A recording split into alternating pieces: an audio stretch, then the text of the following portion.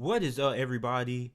It is JT Sports. I am back to you guys with another video, and I want you guys to ride along with me on this journey as I try to go back and relive my childhood nostalgia. Now, I don't know what your childhood consisted of growing up as a kid. Maybe before school, you used to wake up every morning and watch SpongeBob.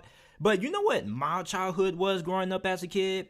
In 2012 and 2013, my mind was only on two things: Chief Keef music and Tavon Austin senior year highlights. And you guys know the highlights I'm talking about. I'm talking about the "You can tell them that I've been from hell and back, and when the heat is on, I fire back in this cold world." Like, you guys know the highlight tape I'm talking about. And if you guys don't, you need to go back and watch it, because you can't call yourself a football fan if you have not seen Tavon Austin's senior year highlights at West Virginia. It is single-handedly the greatest highlight tape ever assembled, not only in football, but in sports. And when you think about Tavon Austin back during this time, like, this guy was kind of like viewed as a hero, a legend, whatever you want to call him. You know, not all heroes wear capes, they say, but Tavon Austin was my hero. I grew up wanting to be like Tavon Austin, the football player. Every time me and my friends used to play football in the backyard, I used to be trying to do spin moves, trying to juke the whole team out, trying to cut across field. I wanted to be Tavon Austin, and as an 11-year-old kid, who didn't want to be Tavon Austin? This dude was awesome. If the NIL was around back during this time, Tavon Austin would have had hell of bread before he even touched foot in the NFL. This dude was huge, monumental to my childhood. So when he got drafted by the St. Louis Rams at the time, now the LA Rams, a lot of people were expecting big things out of Tavon Austin. And sadly, you know, after he got drafted, he kind of disappeared. We never really heard from him again. So I always had the question, what happened to Tavon Austin? He was one of the most electric players during the 2010s in college football. Then he goes to the NFL, and then he just falls off the face of the earth. What happened to my childhood hero? What happened to this legend? And, you know, I said, you know what? Other than me being selfish and, you know, looking up the information and keeping it to myself, why not allow you guys to join me on this journey as we try to figure out what happened to Tavon Austin, what went wrong in his NFL career. So, before I begin, make sure that you guys like the video, subscribe to the channel, upload NFL videos and college football videos daily. And I normally don't do a lot of videos like this, but I'm really interested in trying to figure out what went wrong in Tavon Austin's NFL career, and I hope you guys follow along as we try to uncover and solve the mystery of what happened to Tavon Austin, from two-time All-American to NFL role player. Coming out of West Virginia, Tavon Austin was regarded as one of the best wide receiver prospects in the 2013 NFL Draft, coming off a storybook career with the Mountaineers where he was a two-time All-American. During his collegiate career, he accounted for 35 total touchdowns, 29 receiving, and 6 rushing, along with 3,413 receiving yards and 288 career receptions. He also was one of the most dangerous returners in college football, returning 4 kickoffs for touchdowns and also had a punt return touchdown as well. Tavon Austin's ability to impact the game in multiple ways made him one of the most electric players in college football during the 2010s. One of his most memorable performances came against Oklahoma in the 1-point loss, where he set a Big 12 record of 572 all-purpose yards, rushing for 344 yards on the ground, 2 touchdowns, and also caught 4 passes for 82 yards. Going into the 2013 NFL Draft, many scouts and analysts expected Tavon Austin to be a first-round pick despite his lack of size, only being 5'8", 174 pounds, which would limit him to mainly being a slot receiver at the next level. However, he was praised for his elite speed, running a 4.34 at the 2013 NFL Combine. He also had elite quickness and acceleration, making him hard to bring down in the open field. And if you gave this guy just a little bit of space, he was going to make you pay.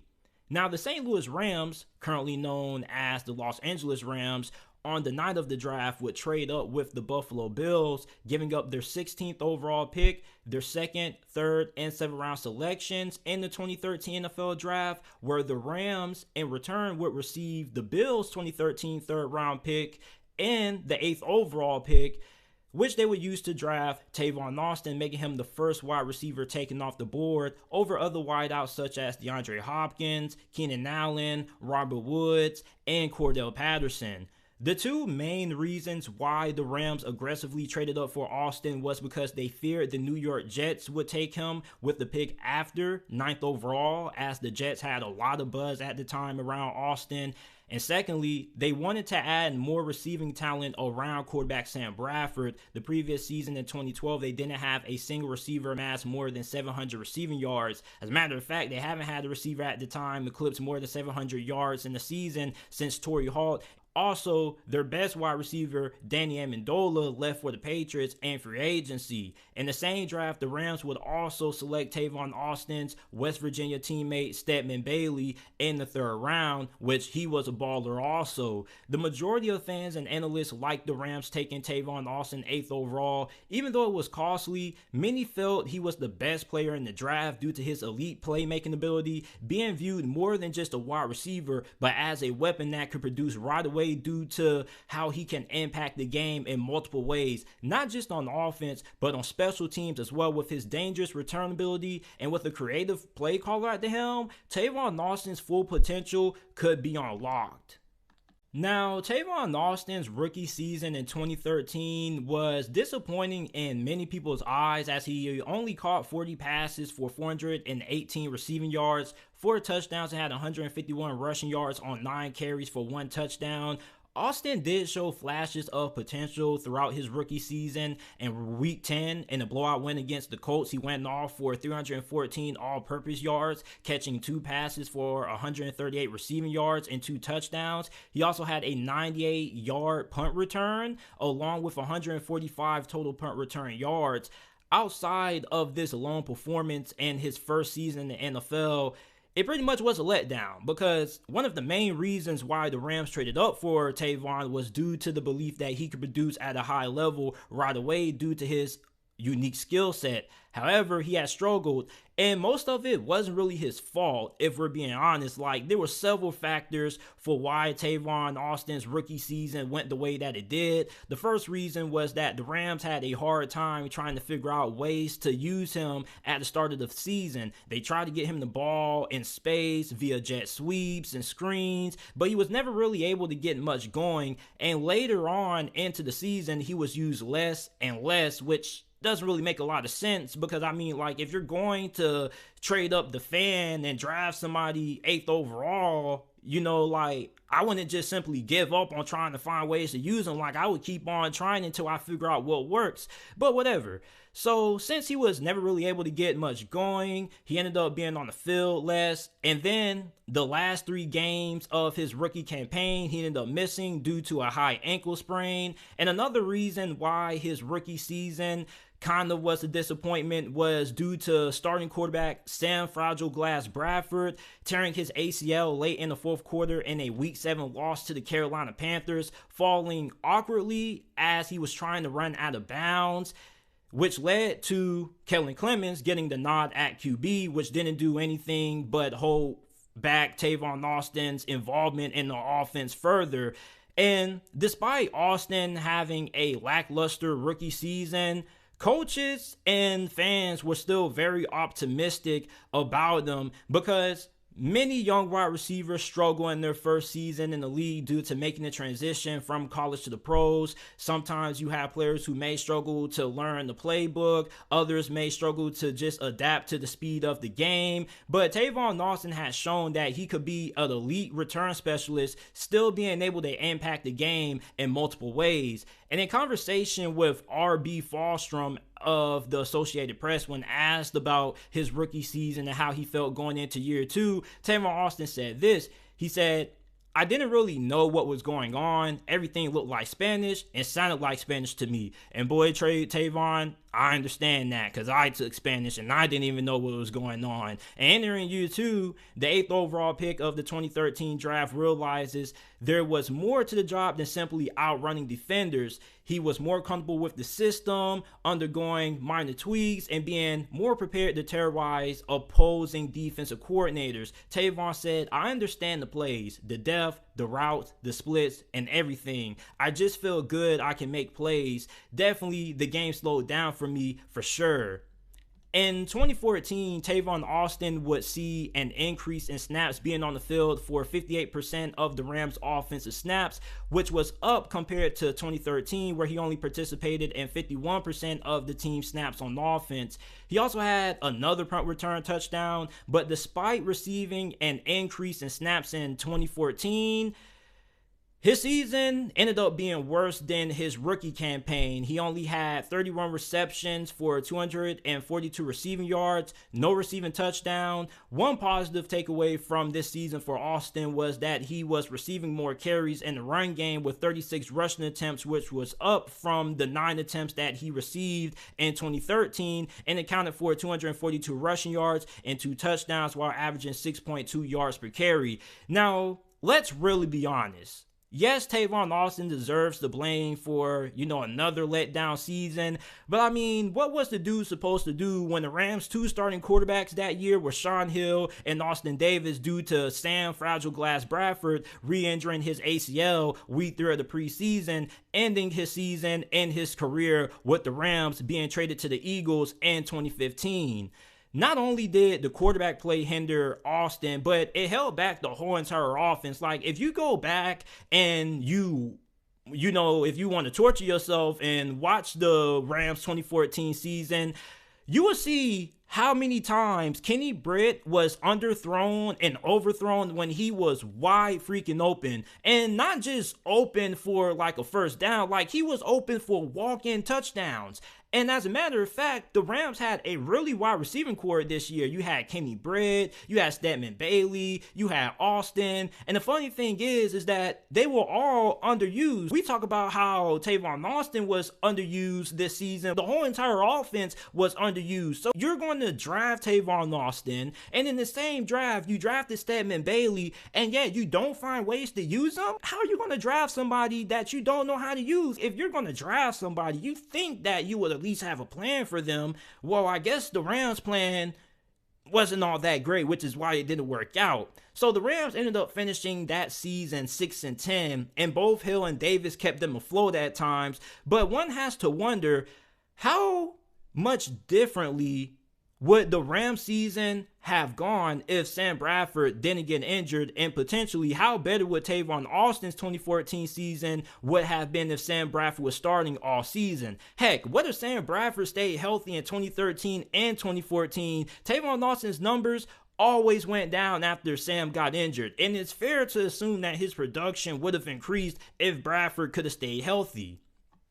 In 2015, Tavon Austin finally was able to put up somewhat of a decent season. He had 52 receptions for 473 receiving yards along with 5 touchdown grabs. He also contributed in the run game with 434 rush yards on 52 attempts and 4 rushing touchdowns. And this was pretty impressive considering the fact that the Rams had rookie sensation Todd Gurley at running back, who won Offensive Rookie of the Year that season.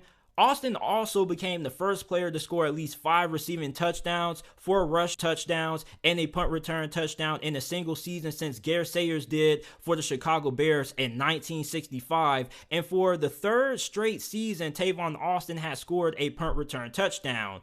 Up to this point, this was his best season, recording career highs in receptions, yards, and touchdowns. The Rams were finally finding ways to get him the ball, and mostly being used in the quick game on jet sweeps, bubble screens, slants, and drags. Also line him up in the backfield, which caused mismatch problems for defenses due to Tavon's elite speed and short area quickness, making it hard for linebackers and safeties to cover him out of the backfield, giving him easier one-on-one matchups that were more favorable for him to win. Because you got to remember, he was only 5'8", 174 pounds. So if he had to play on the outside and he was matched up against a bigger physical corner, it was going to be a little bit more difficult for him to create separation and win those matchups versus him being matched up against linebackers and safeties. So the Rams were really finding out ways to get the most out of Tavon Austin, and it looked like things were finally clicking for the former 8th overall pick.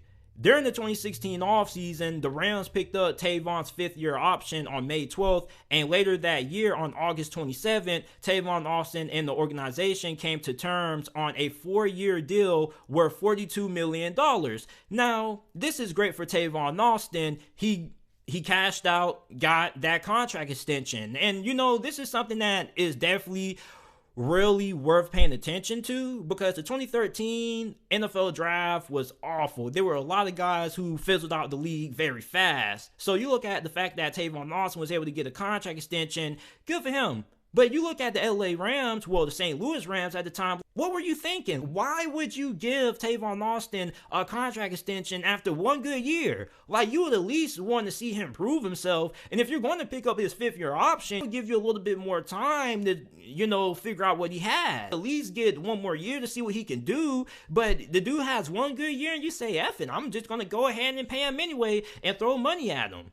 Now, Tavon Austin in 2016 would have a pretty solid season as well.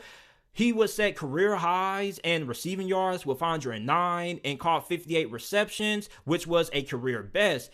He scored 3 touchdowns through the air, but wasn't used in the backfield as much compared to the previous year, only getting 26 carries for 159 rushing yards and a lone touchdown. 2016 was the first year Taevon didn't have a punt return touchdown and had a career high 5 fumbles. And it seems like Taevon and the Rams' entire team regressed, with Todd Gurley suffering a sophomore slump and the team struggling to win games after the move from St. Louis to Los Angeles led to the firing of head coach Jeff Fisher late in the season, and the team finished with an awful 4-12 record. The Rams were looking to head in a different direction at head coach, hoping to find an offensive-minded coach who could get the most out of 2016 number 1 pick Jared Goff, who struggled heavily his rookie season, while also getting somebody who could help reboot Todd Gurley and help elevate Tavon Austin's game to the next level. On January 12th, 2017, the Los Angeles Rams made history hiring Washington offensive coordinator Sean Mcvay, making him the youngest head coach in NFL history at the age of 30. Mcvay blew the Rams away with his high football IQ and understanding of NFL offenses, looking to implement a West Coast style offense that would get the most out of second-year quarterback Jared Goff, maximizing his strengths while also bringing flash and energy to the city of Los Angeles.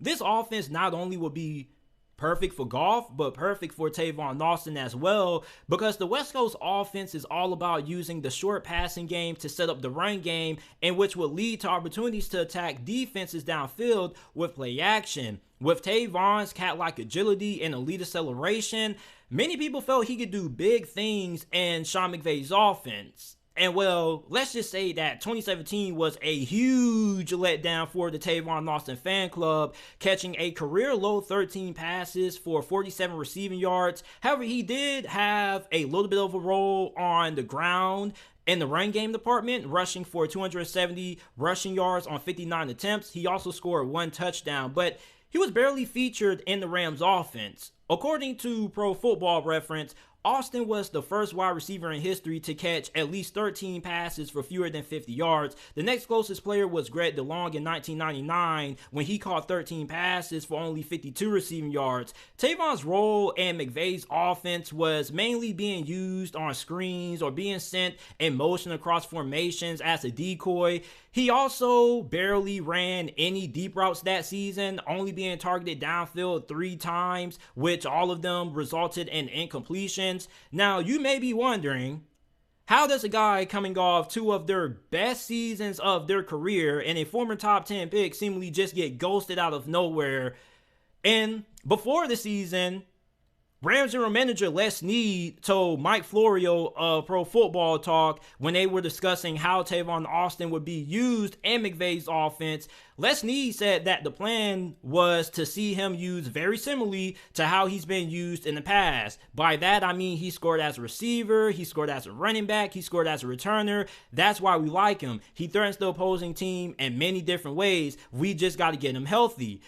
Sean McVay thought that he could become a real deep threat for Jared Goff, similar to the way Deshaun Jackson was for Kirk Cousins in Washington. However, Tavon Austin dealt with a wrist injury, which he had to get surgery on, and he also had hamstring injuries that kept him out of spring practices and the majority of training camp. And despite being able to play week 1, he was going into the 2017 season not at 100%.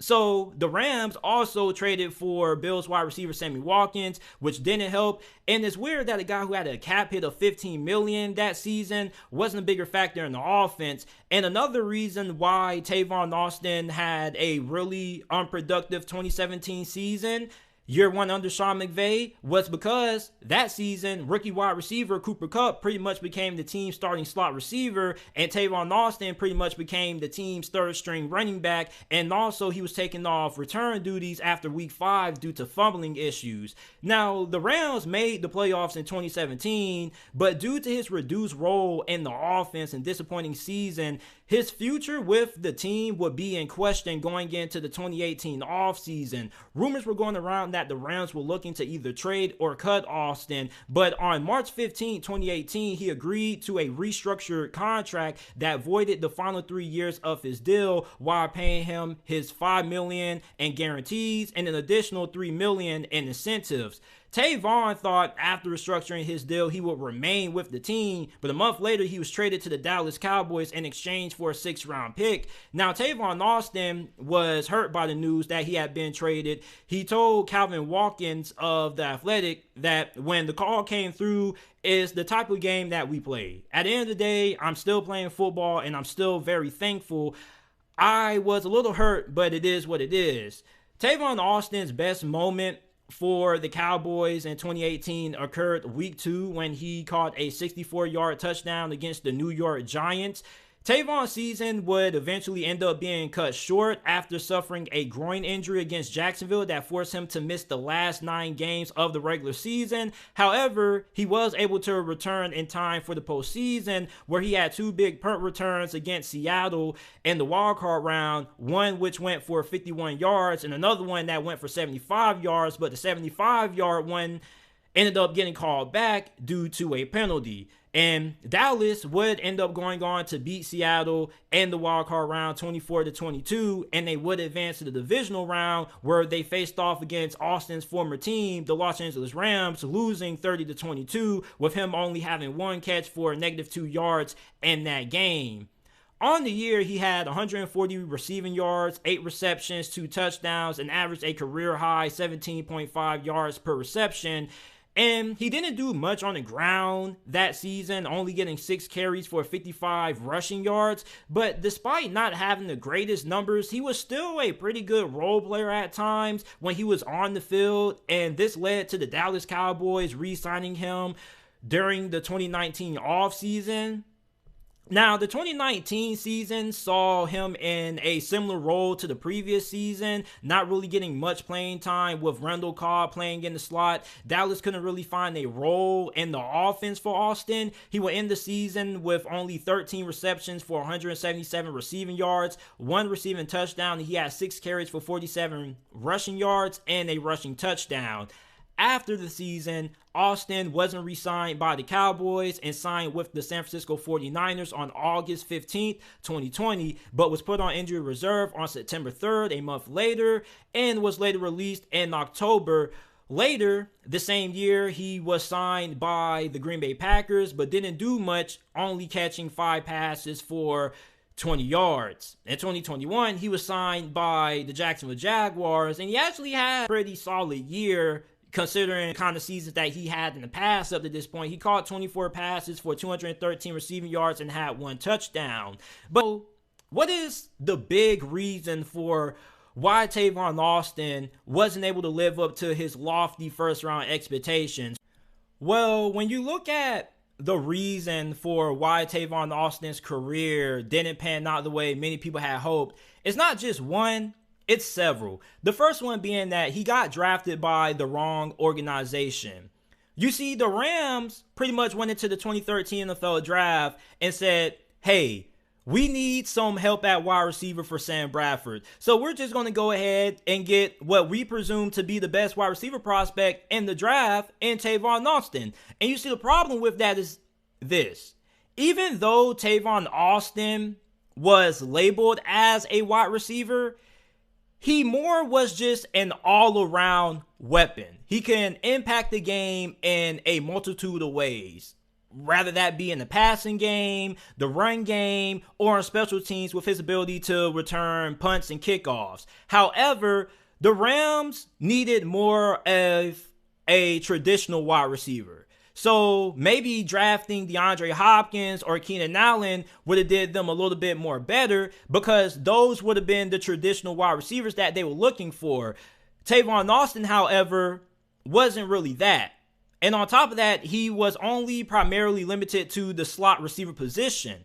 And with his skill set, you had to have a really creative, offensive-minded offensive coordinator or a really innovative, offensive-minded head coach. Jeff Fisher wasn't really that. So the Rams kind of made the wrong selection by trading up and drafting Tavon Austin 8th overall. Even though he was looked upon as the best receiver prospect, he wasn't really a receiver. He was just an all-around weapon. And what the Rams needed was a true traditional wide receiver. On top of that, it didn't help the fact that Sam Bradford couldn't stay healthy. If Sam Bradford would have been able to stay healthy for at least 14 games in 2013 and 2014, Tavon Austin's career trajectory could have been way different, because you would have had a better quarterback throwing you the football. And it's not like Sam Bradford was a terrible quarterback. He actually was decent when he was able to stay healthy. Then you got guys like Kellen Clemens, Sean Hill, Austin Davis, and Case Keenum and Nick Foles throwing Tavon Austin the football. Of course, that wasn't going to help, him make any big plays or whatnot, because those weren't great quarterbacks. Imagine if Tom Brady or Aaron Rodgers were throwing Tavon Austin the football. But at the same time, the Rams drafted him in the top 10. So when you draft a wide receiver in the top 10, these are wide receivers who are supposed to be able to make things happen regardless of who's at the quarterback position.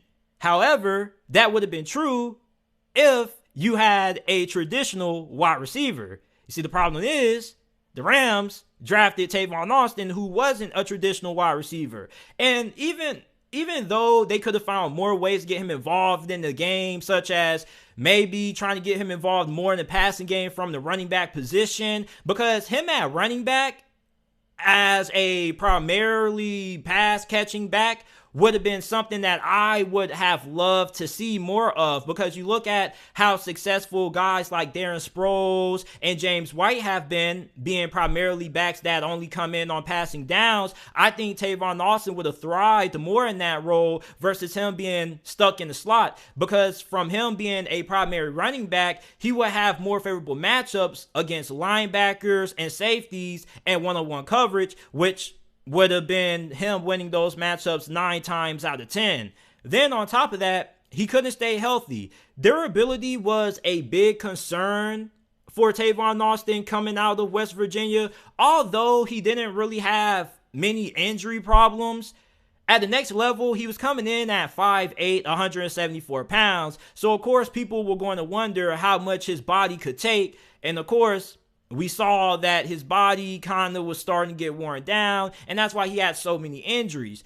But if he would have been able to stay healthy, let's say 2017 when Sean McVay first arrived and he was able to go through the complete offseason, OTAs, and training camps with no limitations or setbacks, he probably would have ended up staying on the roster, and he probably would have had a really productive season in 2017 with the Rams, because it's not like Sean McVay didn't have no plans for him. As a matter of fact, he was raving about Tavon Austin. Him and the general manager were really excited. They were just waiting for him to get back fully healthy. And then when he came back healthy and whatnot, he was kind of playing catch up, because they have already made other additions, such as bringing in Cooper Kupp in the draft that year in 2017, and he ended up becoming their best slot receiver and pretty much their best receiver that they had on the team, in my opinion. So Tavon Austin kind of had to take a backseat to him. Then when Sean McVay was able to find a role that suited Tavon Austin, it was kind of too little too late, because then they were kind of ready to part ways with him, because, okay, why do we need a pass catching back in a sense when we already really have Todd Gurley, who pretty much can do it all for us? So it made sense why they decided to part ways with Tavon Austin, even though they reworked his contract, and I would have loved to see him at least get one more year in Sean McVay's system, but cool. But injuries definitely played a major role into Tavon Austin's career. And then on top of that, I kind of feel when he entered the league, he was before his time. Because if he would have came in the league around 2020 or 2022 right now, although he probably wouldn't have been a first round pick, he probably would have been a second or third round selection. He would have had a better opportunity at success, because we have more head coaches and more coordinators in the league now that know how to utilize guys of Tavon Austin's skill set versus back then in 2013. Because back then, now people really only viewed him as a really good gadget player, and he was more than just a gadget player, but that's really all teams used him for, a gadget player, somebody who looked flashy on trick play. Nobody really tried to throw him the football downfield. People say he wasn't the best route runner, but I don't really believe that. On top of that, he could have did way more in the short and intermediate passing game. It's more to Tavon Austin's game than just running jet sweeps and wide receiver screens. If you go back and you watch his West Virginia tape, he was running slants, drags. He was really good in the short and intermediate range, and all you really just need to do is find a way to get him the ball in that area. But nobody really was able to do it. So for Tavon Austin, it's really sad how his career panned out, because this is somebody who had so much talent. He was one of the best college football players during the 2010s. So you guys let me know how you guys feel about Tavon Austin, and how differently you guys feel his career would have went if said circumstances were different. But I hope you guys enjoyed this video. Make sure that you like, share, and subscribe to the channel. I upload NFL videos and college football videos daily. Also, make sure that you check out the JT Sports Podcast, available on all podcasting platforms. And I will see you guys with another video.